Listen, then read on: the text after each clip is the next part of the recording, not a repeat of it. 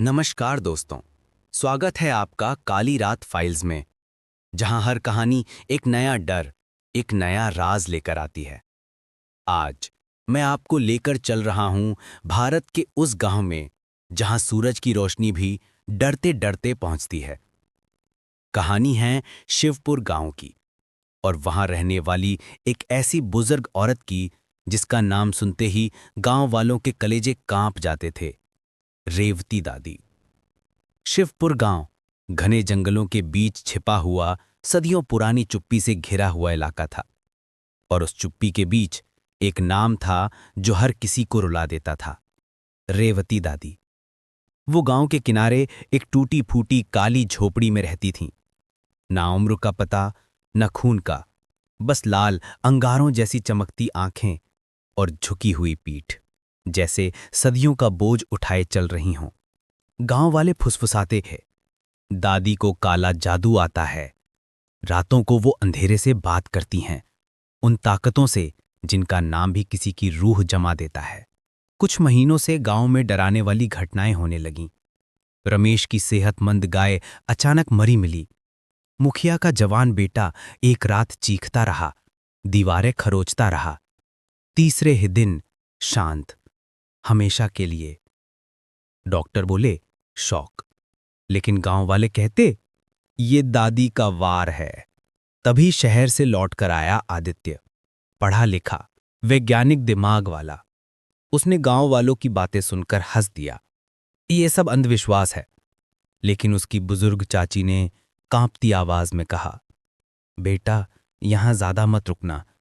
जिस पर दादी की नजर पड़ती है वो या तो गायब हो जाता है या जीते जी मुर्दा बन जाता है।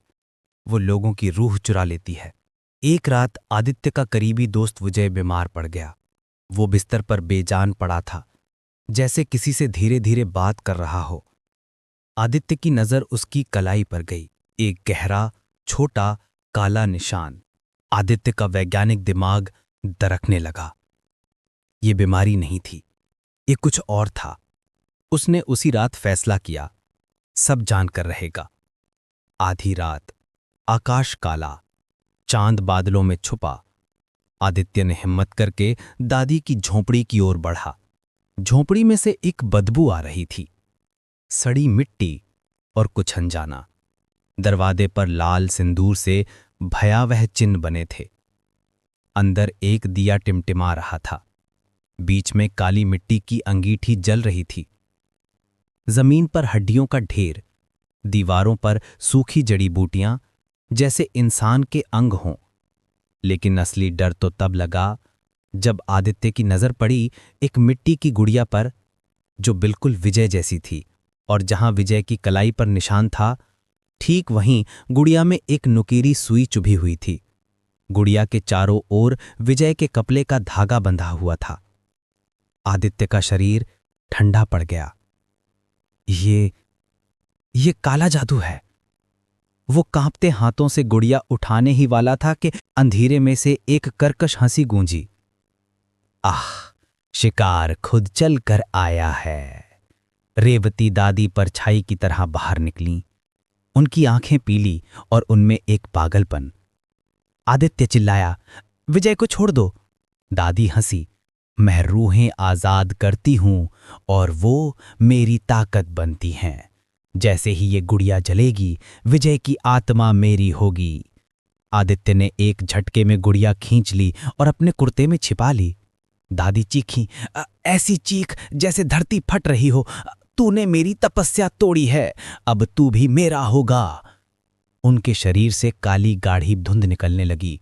पूरी झोंपड़ी अंधकार में डूब गई। आदित्य किसी तरह भागा, सीधा नदी किनारे पहुंचा और बिना सोचे गुड़िया को बहते पानी में फेंक दिया। जैसे ही गुड़िया पानी में डूबी, विजय ने एक लंबी सांस ली। उसकी आंखें खुल गई, काला निशान भी गायब हो गया। अगली सुबह गांव वालों ने देखा दादी की झोंपड़ी जलकर राख हो चुकी थी, लेकिन ना शरीर मिला ना राख। सबने राहत की सांस ली, लेकिन आदित्य समझ चुका था, दादी मरकर भी नहीं मरी हैं।